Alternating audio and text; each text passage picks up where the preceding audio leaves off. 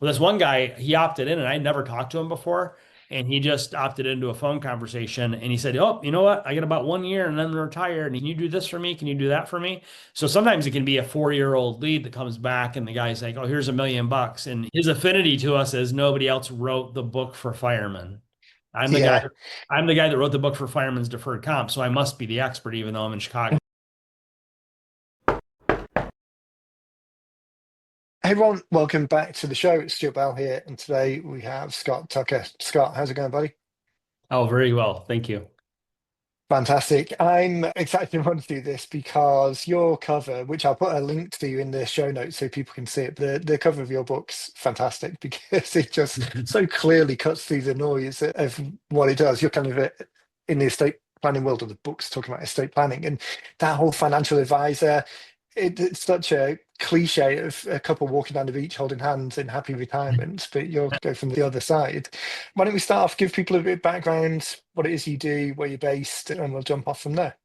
Our company's in Chicago. We are federally licensed, so we can help folks all throughout the United States and its territories, green card holders and citizens. Being in Chicago, most of our clients are in Chicagoland, but we have clients in Florida, Texas, California, Michigan, Wisconsin, and wherever else. We start working with folks generally when they're 55 to 70 years of age. There's different ways that we get new clients. One way that works real well is we hold local workshops in the community, libraries, community centers, that sort of thing. These are usually a kind of Tuesday evening at 6 p.m. for about an hour and a half. We usually support that through a direct mail piece and then also some digital ads on Facebook and Instagram. Yeah, So what's nice about that, we get people to a place, so it's easier to get them to another place that's 5 or 10 minutes away, get them to our office. So that works really well that way to get face-to-face meetings, which are most effective. But what we started doing maybe about 3 years ago, I wrote a book called with 90 Minute Books. I've written a couple books with 90 Minute Books. Probably about 4 years ago, I wrote a book called, I forget the title, right? The Complete Guide to Fireman's Deferred Comp, something like that. The Fireman's yeah, Guide to Deferred Comp. And a fireman, especially in Chicagoland, they're in the union. And one of their benefits is they have an opportunity to use a 457B, which is a deferred comp plan. And it's not unusual to meet a fireman that's put away like 900 grand in a deferred comp plan. And that's a nice right. asset to manage along with other assets they may have. And then I wrote a book called we keep having people complain about Illinois and its taxes and the corruption and how it's so expensive to retire here. So I wrote another book with 90 Minute Books called Escape Illinois, Should I Stay or Should I Go? And that one also has a neat cover where it has the Chicago skyline with chain link fence and barbed wire. So it's got Chicago skyline in the background and the chain link fence and all that says Escape Illinois. But it's not just about escaping Illinois. It's should I stay or should I go? So we fill folks in on what would be the pros and cons of leaving or staying. If they're going to go, how they ought to go about it. There's some little wrinkles in tax planning that they can perform as an Illinois resident, especially if they're going to go to a state that taxes retirement accounts like Wisconsin. So Illinois doesn't Right. tax retirement accounts. So there's wrinkles in that book. Then the most recent book that I wrote with 90 Minute Books, it just maybe came out maybe a month ago, if that, is I was going to call it Your Illinois Estate Protected, but that's really boring. So instead, I titled it because we have an estate tax in Illinois that affects individuals and couples that have an estate or will have an estate of $4 million and one penny or more. There's a substantial Illinois estate tax, so there are ways to plan around that and not have to pay it legally and all that. So that book, I called it Illinois Grave Robbers. And on the cover, there's a cemetery and there's a raven and there's tombstones and there's somebody digging up a grave. And the back cover kind of matches that kind of art. And so what we've done with those books, especially not so much with the firemen's one. The firemen's one, we were running ads on Facebook some years ago. But when with the Illinois Escape Illinois book, we started running 2 minute, we call 2 minute look lives. It looks like a live interview on TV with a real TV host, and it's somebody who used to be a TV host. But these 2 minute look lives, we have these different topical each weekend on Saturdays and Sundays. We run these in Chicago on morning TV news. Somewhere in the break, there's a 2 minute kind of mock interview. Yeah, And on that one, we have a graphic that comes out once you get a free copy of my latest book, Escape Illinois, Should I Steer, Should I Go? And the complete retirement decoded toolkit. And then they can scan a QR code to go to the website to get it. They can go to the website. They can call in. to the call center. We have a really good call center. They call it sounds like it's us. And the other thing they can do is they can text the keyword into that number and it'll chat bot back and forth with them, get all their info. What ends up happening is then the call center gets after them. Either if they get the live call, the call center gets them their goodies, but tries to get them right onto our phone calendar immediately for 15 minutes for free with one of our financial planners in the next week. If the call center misses them because they went to the website or they texted back and forth or whatnot, the call center we use, they outbound call them 7 times over 14 days to get them on the phone Okay. to get them on the phone calendar. And the phone calendar is really what we're trying to get them. It's nice to get them the goodies, but really to get them on the phone calendar so we can have a brief conversation. That's really what we're after. And we're finding that folks are seeing me on TV for 2 minutes on the weekend and they live an hour from us. And people in Chicago don't like to drive a lot because the traffic's really bad. We've got people from an hour away become clients over Zoom or from an hour away come drive in to see the office and see we have a little radio TV or radio podcasting studio type of thing set up. Yeah. See it, touch it, feel it. So the Escape Yeah. Illinois book's been really valuable for that. We've been able to get leads off of TV for cost per lead of $40. Wow. Not all of them turn into phone appointments, not all of them turn into Zooms or into clients, but it's been working really well for us. So the new How's that? book, yeah. How's that one compared with the seminars, the education events? Do you get a vibe for either the different overall conversion rates or whether people from the TV ad are just longer burning and the people who actually turn up are closer to decision? The people that go to a workshop, what's really great about them, you have to do a mailer and you have to do the Mm. Facebook and Instagram ads and all that. What's really good about once you get somebody to the workshop, those are the most serious people. Those are the people that are going to go somewhere. And so what's really good about them, they're more likely to go somewhere again, to go to our office, have a face-to-face meeting. And we're Right. always going to do best in a face-to-face meeting, although we do really well on phone and on Zoom. But getting right from the workshop to maybe sometimes we have the workshop on a Tuesday evening and then the next Wednesday, that next day at 10 a.m. Sometimes we have people come right from the workshop to the office. We've had people do that from Tuesday night to Wednesday morning and become a client right then, Yeah. which is ideal. Sometimes we generally have to get them from the workshop to get them into the office in the next 2 weeks. If it goes longer than 2 weeks, it's just not going to happen. They're not going to come in. So people say, well, Yeah. how about after this holiday, or how about, in 3 weeks? That person's not going to come in. So really, even if they say they are, it's really the 2 week ticker. On the TV, the next book that we have, my most recent book that we have now is Illinois Grave Robbers. And we're going to be in a few weeks, we're going to be recording new 2 minute look live TV spots. And that will be part of the offer. It'll say, get Scott's books, Illinois Grave Robbers, Escape Illinois, and the Retirement Dakota Toolkit. And it'll all be, one big bundle on the screen. It'll be more persuasive than it Yeah. already. And we're also going to record 4 30-minute TV shows. And we've been working on a couple stations here to get some good rates for that. 30-minute TV show in my field, financial planning, retirement planning, 30-minute TV show does tend to be a slower burn type of lead, where the 2 minute look live gets you a lot of leads that might not be the right quality that you want. And then the 30-minute, they may watch a show like 3 4 weeks and then finally call. They're a little slower to act because I think Yeah. because on 2 minute look live, it's like, here's some information between myself It's and the now. host, and then here's a bundle of stuff. So you get a lot of opt-ins, but then that's a lot of, they may not all be real serious. They might just want free books. Yeah. What's that? We've had a few clients who do particularly in financial services, who do like the look live type short 2 minute slots. I don't think I've ever heard anyone talk about the longer 30-minute long duration pieces. So is that kind of like a Avocant type, how to make you rich, like a deep dive with individual people, or is it a narrative Oh, arc across oh, all of the like the episodes? Or- like the format of the show. yeah, So the show, what's been really hot in financial planning, retirement planning, it used to be Social Security timing, Social Security techniques, and all this sort of thing.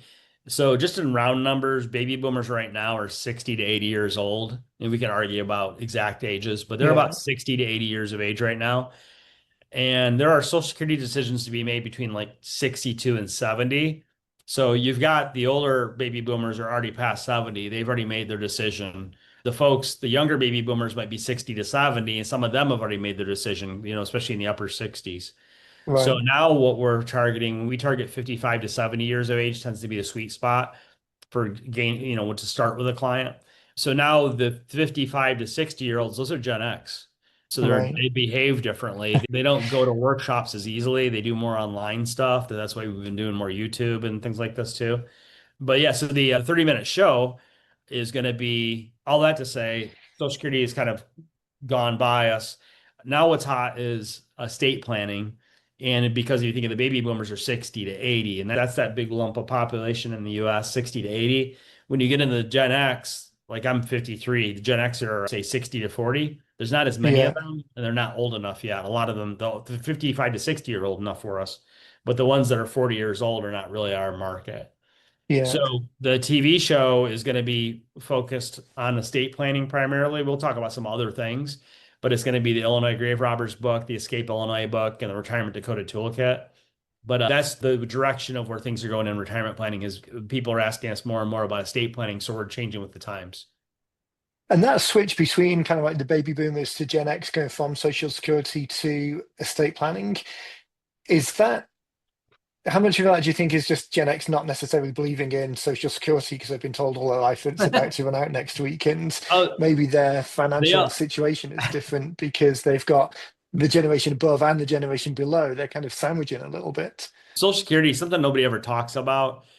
The millennials, and we'll say they're roughly 40 to 20 years old. So that's just to give us round numbers. It's easiest to generations are generally 20 years.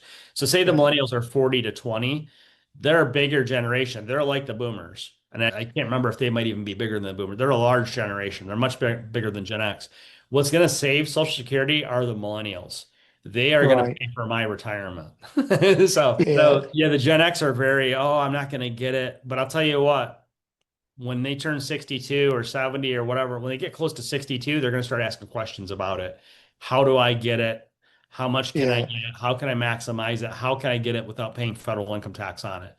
So Yeah. they can all poo-poo it. I'm not going to get it. But when you turn 62, you start Suddenly paying they'll be more attention and saying, hey, interested. and knock, knock, I've been paying into this thing, even though the money's been going out the back door. I've been paying into this thing. But what's gonna save Social Security is going to be the millennials, and that's not been spoken about a lot. Right. It's actually a good demonstration as well of an idea that we talk about a few times, this idea of selling people what they need and sorry, selling people what they want and delivering what they need.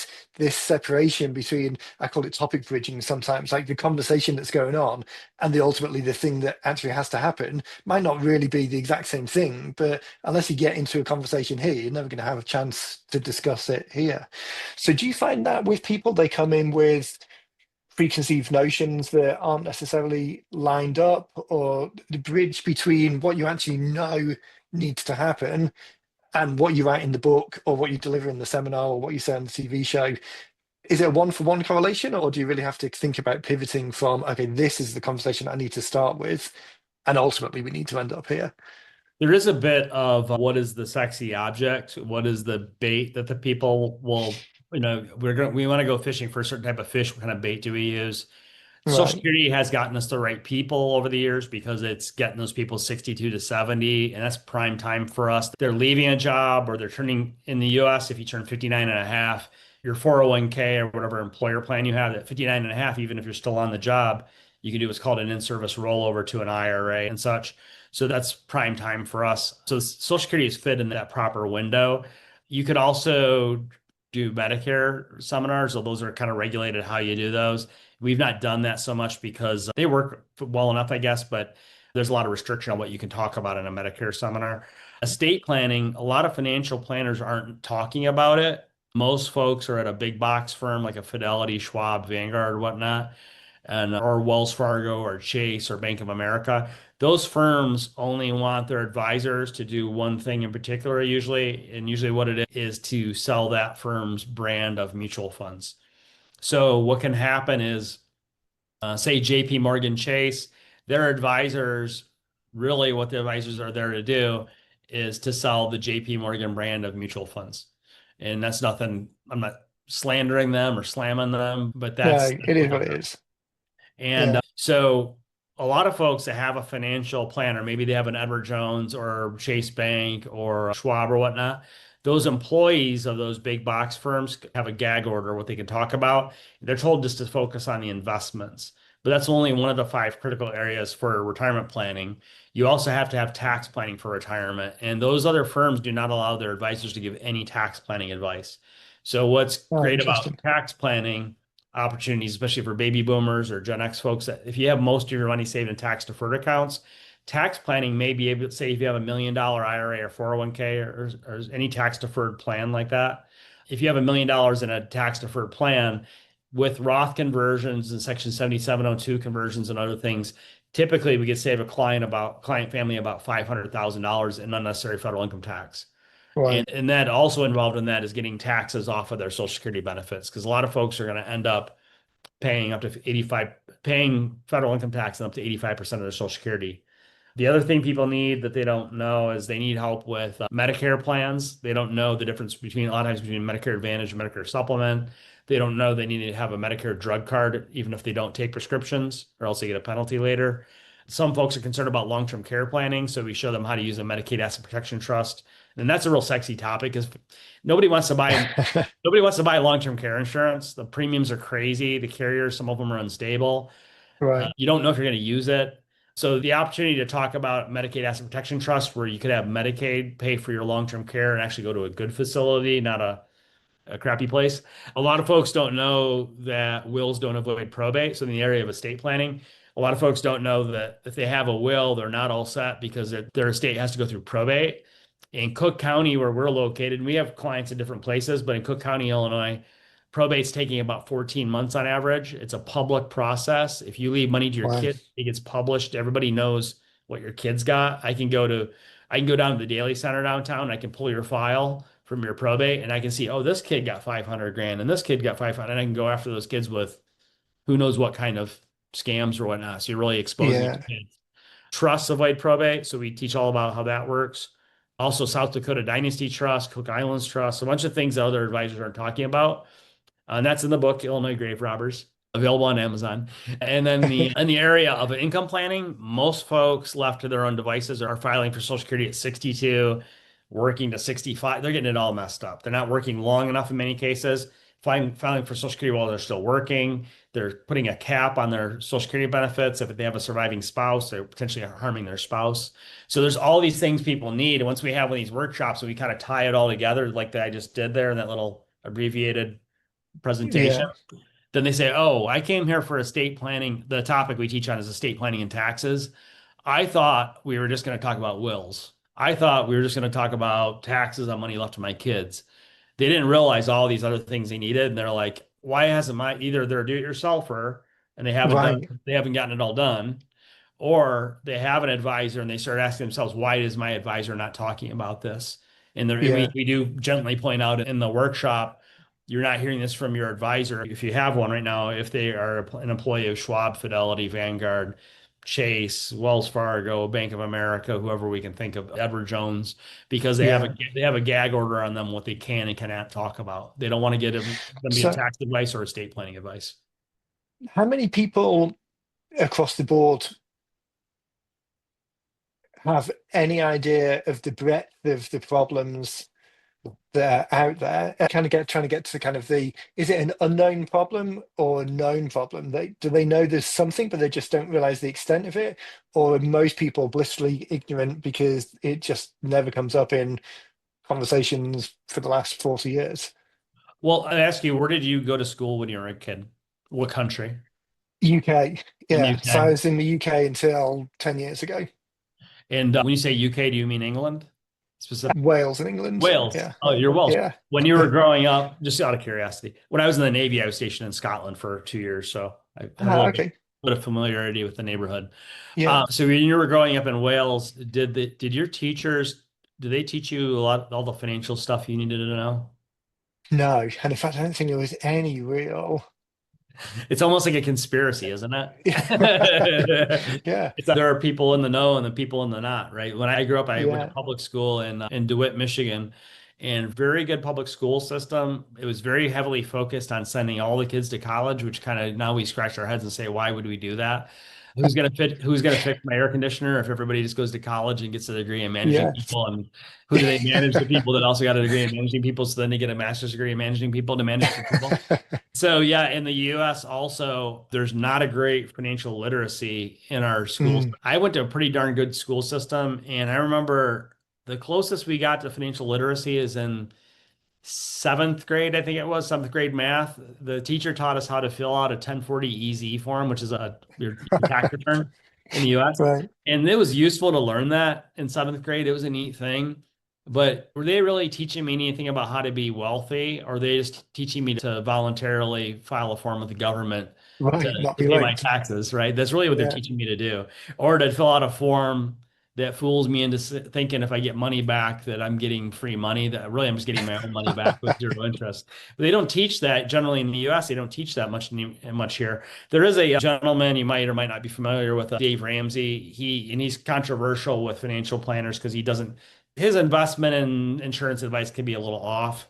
Generally, though, what I like about he has a program for schools. A lot of schools are using it in the U.S. And what that's big on is don't borrow money and live debt free and a lot of that stuff. But when I was Right. growing up, I graduated high school in 90. When I was growing up in say the 80s, we weren't taught anything about how to attain any wealth, or really we were told to save kinda. If you think Yeah. if you get to it, you should save, and then a Save lot it of if there's it. any left. Yeah, the teachers back then, I don't recall the teachers back then having a deferred comp program.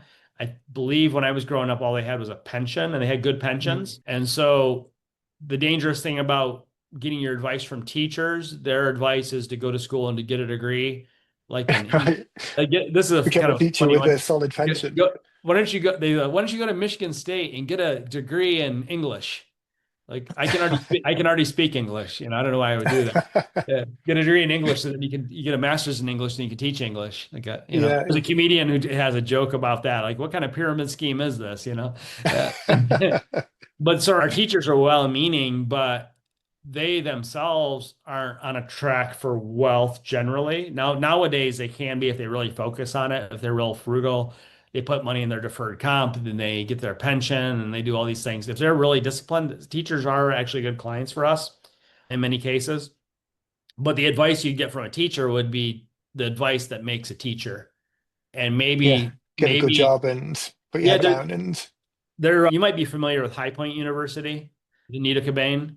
He yeah. founded the Great Harvest Bread Company. His school back when he did it geez, was that late 90s maybe? His school, High Point University, I believe might have been the first school in the United States to teach entrepreneurship, where Wow. the other schools were teaching business management. So Yeah. I got a degree in business management because there was no entrepreneurship program offered. And you think about business management, it makes you a good employee to manage somebody else's business. It doesn't make you an entrepreneur. So Yeah. I don't know where we got Different off skill on all set. that, but yeah, we don't teach anything in It's school about how wills, they say, oh yeah, I should get a will. They don't tell you the will's going to go through probate, how long probate takes, how much it costs. And right. on the low end in Cook County, it's $5,000. If you have a more substantial estate, there's a whole percentage scale. It can be tens of thousands of dollars to go through probate. Yeah. So yeah, How we're much not of it caught anything. how much of it is how much does the window close as people get closer and closer to the either passing away at the end of lifetime kind of thing? But is it definitely the case that people would be better served by doing this sooner rather than later? Yeah. Like is time a component that you really start running out of options as the window narrows? Yeah, we had a client lived nearby the office. A few months ago, she passed away at 93, and she was running it. The Illinois estate tax affects you if an individual or couple goes one penny over $4 million net worth. So that's including your house and everything. And so she was that we kept, hey, we got to get the state plan in order and this sort of thing. And it didn't get done. And then so we get a call a month before she's going to pass. Hey, she has a month to live. Her son was a client also. So, mom's got a month to live. We need to reshuffle some things. And we'd been on them to reshuffle some things. You've got to, in Illinois, well, for Illinois estate tax and for federal estate tax, they both have a 3-year look back. So you need to, Oh, if you're wow. going to get assets if you're going to gift some assets to an irrevocable trust to minimize the size of your estate, especially for the Illinois estate tax, you have to do it 3 years before you pass. Another Right. thing that people need to do is if we have a lot of folks now that are losing cognition, and sometimes it's happening at 60 years of age, not 80 years of age. Yeah. If you are going to need long-term care, there's a 5-year look back on a Medicaid asset protection trust. So we need to reposition your assets legally into irrevocable trust, the majority of your money, 5 years before you need care. And then you'll look broke on paper, and Medicaid will pay for your long-term care. I know a lady that her grandmother had Alzheimer's for 14 years. And Right. memory care here is costing about $250,000. So, it's about 20 grand a month. So you just Yeah. 240 a year or 250 a year.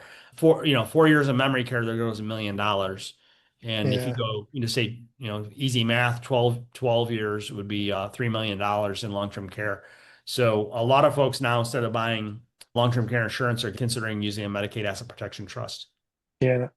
How often do those things change? Like if people have made a plan 5 years ago, is it a one and done type thing, or is it really you need to keep on top of it because 7 years It down the line, who knows? I think it's sort of like a garden because you need to pull the weeds. You need to be meeting with your financial planner and your attorney fairly often. Not often, but maybe once a year. Nobody wants to put all their assets in an irrevocable trust, right? But you do want to, depending on your health, you do want to scoot some money over year by year. And so we might have it, and it's going to vary by for everybody. You might have Yeah. it to where maybe you have $3 million in your personal control, and maybe you put $1 million in an irrevocable trust. Now you have 2 million, and you might just whittle it down. And if you see that your health's declining, you might put some more money in there. But there's a 5-year look back. So if you see that you're on a glide path that you're going to need to have care, then you need to remember you got to keep in mind that 5-year look back. It's imperfect, but we could have plenty of money liquid for you, but we also want to start to think about how much money that we ought to not have in our possession. Yeah. It is people who are long time listeners. My background is on the project management side of financial services back when I had a career years ago. So I'm interested in this subject. Again, that was back in the UK, so the setup's somewhat different, but not completely different. But it was always interesting. I worked for time for the Financial Services Authority in the UK, so the SEC kind of equivalent, and we would do financial education pieces. They'd ask from volunteers around the businesses to deliver this kind of pre-packaged financial education program. And it was always interesting that even the like 101 level program that we were delivering, there was a clear difference between people who were kind of like leaning in and their eyes were opening a little bit. Oh, okay, this is like the gateway into something. And the other, I mean, maybe half, maybe three-quarters of the room where they were kind of leaning back and eyes were glazing over because I don't know what it is about the subject. I don't know whether it's the complexity or people's fear of making a decision that's really pretty impactful, or just the somewhat complicated language, because even a relatively straightforward concept is kind of bundled up in complicated language. But it really is a big difference between it's the minority of people who are kind of actively leaning in. So to be able to write something that cuts through and deliver it in a way through the TV stuff and the education stuff in a way that at least gets them to the table so that then you can start kind of taking some of that baggage away from them and keep them moving towards something. That idea of, hey, here's some digestible things that we can start the conversation with people, was that something you did right from the start, or was that kind of developed over the years of, okay, this message isn't landing, but this one is, so let's kind of double down on that? Yeah, you got to kind of listen to yourself and see, just a lot of sales experience, and you see what resonates and what doesn't. There are always going to be the biggest things we face. Of course, there's the ignorance or the lack of information. I don't mean stupidity, Mm, I mean ignorance, not having the. yeah, yeah. There's also one of the biggest things we face is procrastination. So we'll meet with people and we'll show them what we can do. And we're not going to make off with your money. Your money is going to be at Schwab or Fidelity. The SEC requires us to use third-party custodians so we don't possess your Mm, money. So some people they already have their IRA at Schwab. Well, we'll just be listed as your advisor. If you ever don't like us, you just call Schwab and take us off the account, and we don't do anything without your permission. All our disclosures say that we have discretion, that we can make trades on your behalf. We're really not going to do that. It's not really a smart thing for us to do. Our disclosures will say we have discretion. We're not going to exercise discretion. We're going to make yeah. sure that that you agree to whatever we recommend. We'll recommend a couple different things. We'll recommend what we think that is the best thing for you because we're fiduciaries on the securities accounts. So yeah, we do face a lot of, the ignorance or the lack of information and then just the procrastination, which I kind of don't get the procrastination because if I'm going to put you in a better spot, if I'm going to save you $500,000 in taxes, or some people are saving a couple $1 million in taxes over their lifetimes, or we're going to save you an Illinois estate tax or save your kids from inheriting your taxes on your IRAs and 401ks and that. It's a frustration, really. The procrastination is a big issue for us. Yeah. That one probably, I mean, we have the same, but doing this for 13 years or so now. I mean, we've got people who probably reached out to us at the same time that you wrote your first book and now are just having the conversation. Oh, I really need to get around to doing that. It's kind of like if you're not an emergency plumber and there's water pouring out of the wall, and sometimes, yeah, I'll definitely get to that tomorrow. And then another piece of paper goes on top and it just, a year goes by. There's a funny thing that just happened recently about a week or two ago. We have a phone calendar on our website, and a fireman from the Cleveland suburbs got on our phone calendar. Well, back when I came out with the fireman's book, I was targeting firemen that are in a labor union anywhere in the US. So unionized, full-time, not volunteer firemen, full-time union firemen. They tend to have, like in Chicago here, they'll have their $100,000 a year fireman job, and they'll be at the firehouse 24 hours, and then they'll have 48 hours off, and then they also get a couple weeks Right, vacation and things. But they get a pension that's like 85% of that. So maybe they get a pension for like 85 grand. And then they also have a deferred comp 457B, like a 401k. They plug that deferred comp full of money, and what they live on is their $100,000 fireman job. They pull it as much as they can into the deferred comp. They're also going to have an $85,000 pension later, just in round numbers. But on their right, 2 days that they're not at the firehouse, they usually have something in the trades as an electrician or a carpenter or cutting right, concrete or something. They'll live on a lot of that tradesman income. Sometimes they may get paid in cash on that too, hint, right. hint. Yeah, So they have their 100,000 from the fire department that they plug as much of that as they can in the deferred comp, and then their days off they have their carpentry or bricklayer or whatever they're doing or home remodeling thing. And so they typically end up where they retire with that $85,000 pension and $1 million in deferred comp. So what we did is, but that's when they're unionized like that, like they're in Chicago. So what we did some years ago is and now you can do it chat GPT even easier, but I do some Google searches where are firemen the highest paid and they're in the union and they have a deferred comp, and Cleveland's one of the markets. So for a while we were running Facebook ads about the fireman's book in the Cleveland area, targeting firemen that were 55 to 70 or whatnot, or 55. I think on Facebook it's 55 to a bazillion years old. And so we did get opt-ins for that for a free download of the book. And what we would do is then there's a program we can run them through to see if they actually have any money. So a company called Catchlight is owned by Fidelity. We can okay. run your information through the computer and see if you have any money. It's kind of no privacy, right? Right. It's modeled data, but it's pretty accurate. And so then we would like FedEx, we try to get him on the phone calendar, we'd FedEx him a book and stuff. Well, this one guy, he opted in and I'd never talked to him before. And he just opted into a phone conversation and he said, oh, you know what? I got about 1 year and then I'm retired. And can you do this for me? Can you do that for me? So sometimes it can be a 4-year-old lead that comes back and the guy's like, oh, here's $1 million. And Yeah, his affinity to us is nobody else wrote the book for firemen. I'm the guy, yeah. I'm the guy that wrote the book for firemen's deferred comp. So I must be the expert, even though I'm in Chicago. And right. And that point, man, if everyone who's listened to this, I mean, because the listeners to this mainly are people who are on our list and have thought about a book at that point or at some point or other. If the takeaway, if nothing else, that fireman, regardless of all of the other stuff that you've done, all of the other channels, that person, their exposure to the funnel that they've seen, you're the fireman guy. Yeah. And so many people miss that because we're seeing it from the inside. Like everyone who works in the office sees all of the books and all of the channels and all the TV stuff, and you could be something to a broad swathe of people and forget to see it from the way that people are coming in.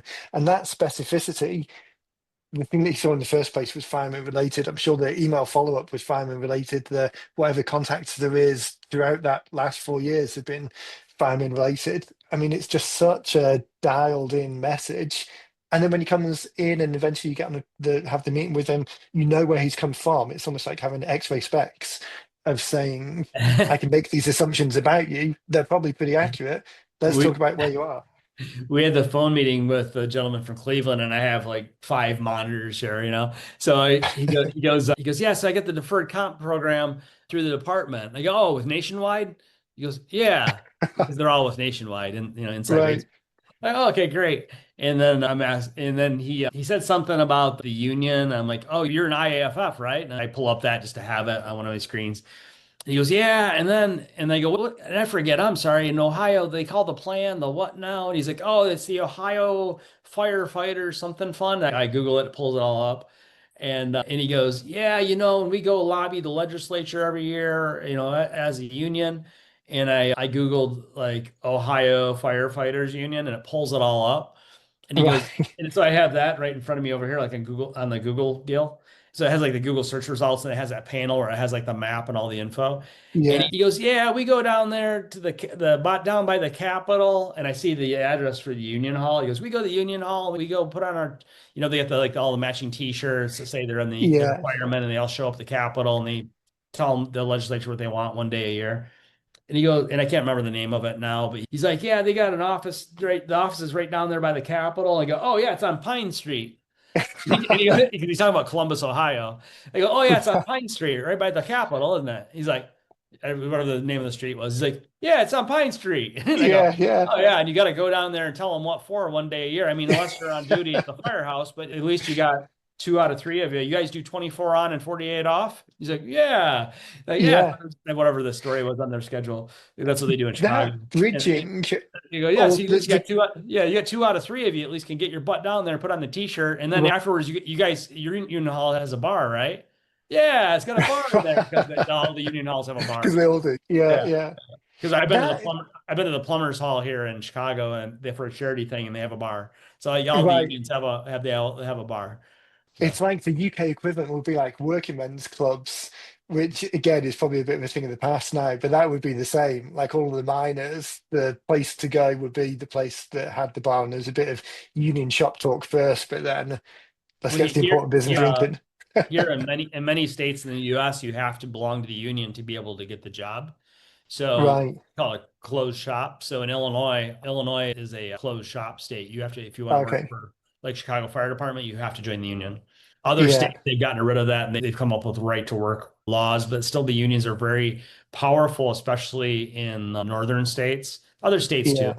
But and in public service, they're pretty powerful too. So, but the firemen are usually unionized, but you don't only want a unionized fireman. You also want them to be in a high income state because you want to have the mass amount of money. So, Right. you know, Yeah. And that type of kind of chess playing of thinking, okay, there's a world full of pieces, but which of the moves or which of the pieces that group together to make the most sense? I think there's a lot of time that people think about a book as a funnel and think of it as, okay, I can see it as a good tool, but don't, it's the next step of thinking about the specificities. Okay, we could do anything. We don't want to do everything. So what is the thing that we should do? And you just demonstrated the exact thing that we spend a lot of time talking about. We could do anything. So let's do the thing that when we stitch it together is the most likely to fall in place because the book piece is just the beginning piece of the journey. When we actually get them on the phone, which is what we want to do, like the point is the conversation, let's get them to that call where they're coming in somewhat familiar, where we can make the assumptions about the language, where we can talk about the likelihood that they go into a bar in the union house, that the congressional place is on this particular street. We can make those assumptions that just oil the wheels of that conversation in a way that isn't, we're not trying to hoodwink someone in any way. It's just we're trying to get to the meaningful conversation, and the commonality of language gets us there quicker.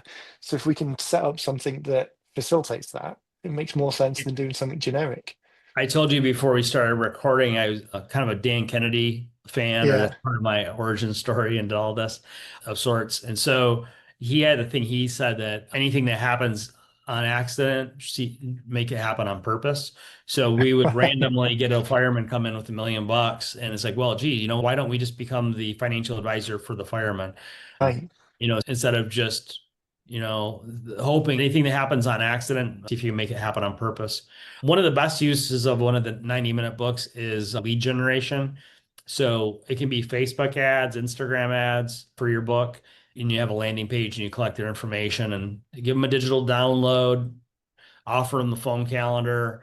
If you can figure out if they're a really good fit for you, you might FedEx them a book. There is a Yeah, FedEx does have a 3 day, they have a 3 day delivery called FedEx Saver. And if you do a little bit of FedEx, if you just call them and negotiate a little bit better rate, I think we spend $8 locally to send a FedEx. And all right, sometimes for a FedEx Saver, and they tend to get delivered oftentimes 1 day later or 2 days later. It's not always 3 days. So right. oftentimes short haul like that, a lot of times it's 1 day delivery. And that idea of how you're actually using it, again, we talked about it a few times, the idea that you've got multiple delivery mechanisms, the digital version, super cost effective, broad scale. But actually, to send someone a physical copy, that's why these cut through more than the same words on a website or on a YouTube video. Like there's something about a physical element of a book. Tie that in with sending the physical ones to people where there's a higher value to try and move that conversation along forwards. When people come into the meeting and you actually using the book and say, okay, like we said here, and just that physical act of reinforcing something When they, physical, oftentimes when they come in, they bring the book with them too. Uh, highlighted and underlined. Yeah, they have like yeah, in the Escape Illinois book, I just kept it brief and gave the essential information. That thing's only like 43 pages, but it's got a cool cover and on TV or on Facebook or Instagram, it gets a lot of Right. opt-ins. We Stands do out. also we also do have a radio show where we offer it. We get some folks to go to a website to get that there. The Illinois Grave Robbers book is just over 200 pages. And what's great about a book, and maybe it's better to have a 200-page book. I mean, the 90-minute book set makes it easy if you want to have it longer. It's not that difficult. What's good about dropping a 200-pound or a 200-page or 200-pound, a 200-page book on somebody about estate planning for Illinois residents, they're just like, Uncle, I don't want to set this. You do it, and I'm not an Yeah. attorney. I disclaim that I'm not an attorney. We work with law firms that implement this, but you tell them about things that they're not even going to use. Like a lot of people will never use an irrevocable trust. A lot of people will never use a South Dakota dynasty trust, even because that's a whole thing. We teach them how you can use a South Dakota dynasty trust even if you're an Illinois resident. And South Dakota dynasty trust, they never die. The trust goes on forever. They're infinite. Ah, okay. So they don't trigger, they don't expel funds and create unnecessary taxes. You teach them about a Cook Islands trust. They're never going to set up a Cook Islands trust, most people. A Cook Islands trust costs about 25 grand to set up. It's the jurisdiction is the Cook Islands. And you Right. can legally put money offshore. You have to file a bunch of stuff with the IRS. It's a little expensive, but Cook Islands Trust is used for people that want to protect their assets. Say if you have $1 billion, you're not going to just leave all your money sitting in the US waiting for a lawsuit. You're going to move a whole bunch of it to the Cook Islands through Cook Islands Trust. So there's things once you give them all that information, they're like, oh, wait a minute, I'm blown away. Whoa, why is my advisor telling me about this? They're never going to Yeah. set up a South Dakota Dynasty Trust or Cook Islands Trust. We've never set one up because nobody's ever really wanted to do it, but they want to be dazzled with the information. It's that people make the decision that, okay, I think that Scott's the person I want to work with. I'm confident in my decision. I just want to get through to the finish line with nothing evidencing that I've made a bad decision. I kind of want that reinforcing points that I've made a good decision. And the book is an element, it's another pretty strong check mark in that really the job of work of the book isn't to have them read it and educate themselves in DIY stuff, because for most of us, that's too complicated. It's to give them something that makes it easy to get on the list in the first place, that reinforces that they're making the right decisions to the point that they get on the phone and then are having that conversation and it moves forward from there. I think that's the benefit of sharing. Have you ever had something around the house you wanted to fix and you order the thing to fix it on Amazon Right. and Yeah. then it just sits there? Yeah. It's the same thing. It's like, oh, Right. magic widget. I'm concerned about Yeah. the Illinois estate tax. I'm gonna get this Illinois grave robbers book. Then they get it and they're Yeah. like, oh, it's 200 pages. And then they read a little Isn't bit there of a it. quick route? Oh, I just call Scott. Let me do Then that they instead. look at it like, oh, yeah, Illinois estate tax. Oh, it's going to be a problem. Even because what people don't, we make a point of this. If somebody has $1 million net worth today, it's likely that that net worth doubles in about 10 years and doubles again in about another 10 years. So if you're 60 years of age today and you have $1 million net worth, if you're invested properly, by the time you're 80, it's going to be 4 million bucks, most likely. Right. If you die in Illinois, you and your spouse die in Illinois right at 4 million, you no tax to the state of Illinois for Illinois state tax. If you go one penny over, then you could send about $285,000 to the state of Illinois for estate tax. Yeah. And it goes up from there. And those cliffs are, I mean, that's a big trigger point. People don't realize. They kind of Yeah, think of everything as yeah, banded, but Illinois, if you go one penny over, they tax the entire estate. yeah, So there's a thing we call a Tucker Shelter Trust that we can set up for couples. This only works for couples to get what's called portability. So instead of being in a $4 million net, net worth, it moves them to the $8 million. But you have to have the Tucker Shelter Trust to do that. Otherwise, you don't get that portability. They've set us up to fail, really, in Illinois. right. And then beyond that, if you're concerned about you're going to break that 8 million later on, then that's where we need to consider irrevocable trust and move some money out of the estate more than 3 years before you're passing. Yeah. And it's one of those areas where it's a rabbit hole of rabbit warren of it depends for each individual person. But the benefit is, and I mean, we've demonstrated here, what you've done is like a rabbit warren, there's lots of different entry points into it. And that person, as they come in through that route, to have something that kind of resonates with the conversation that's going on in their head. And when they come in, you can make some good assumptions about what they're feeling and what's the best kind of jumping off point for that conversation. Be effective. I was getting to this point in the show and glance up at the clock and realize how fast time goes when we're talking like this. It'd be great to do a follow-up show maybe do one in a couple of months after the Grave Robbers book is out there and starting to get some feedback, because I'm really interested to see what the vibe is from people coming from the Escape Illinois versus the Grave Robbers type one. As I'm saying that out loud, I'm very conscious that I'm saying grave robbers, not grave diggers, because that's two very different groups of people. But coming in with those particular routes. And the other thing that we should talk about next time as well is this idea of stitching all of the pieces together, because you've got a lot of assets. I mean, you're super prolific in what you're putting out there. So how they all stitch together. So for example, the fact that the new book is coming out, are you using that to go back out to the old group of unconverted people and try and start that conversation, and what's kicking off around the new ads and how they're all working together? So if you're up for it, it'll be great to circle back in a couple of months and do a follow-up. I think it'll be about 3 months. We're going to have it on TV, on the new TV shows out. They have to go through editing and things. Nice. Yeah, that'd be really interesting for people. Where can people find out more about what's a good place for people to go if they've been listening and want to kind Our, of hear about what you're doing? our website is scotttuckersolutions.com. So scotttuckersolutions.com. Perfect. And as always, I'll put a link. I'll actually put all of the covers for the books in the show notes so people can see them. And then straight below that, I'll put the link to the website so people can follow through. I love these shows because it's good to see people actually using them. The worst scenario is people get to the finish line and think, oh, thank goodness for that, the book's done. And then put it on the side and a year goes by and they forget to use it. You guys are the exact opposite. So really excited to share some of your stories with people and show them how it should be done. Thank you. Yes. All right, brother. Well, thank you. Thanks for your time. We'll catch up with you soon. Everyone, thanks for listening. Definitely check out the show notes because there'll be some good links in there. And then we'll catch everyone in the next one. Thanks so much.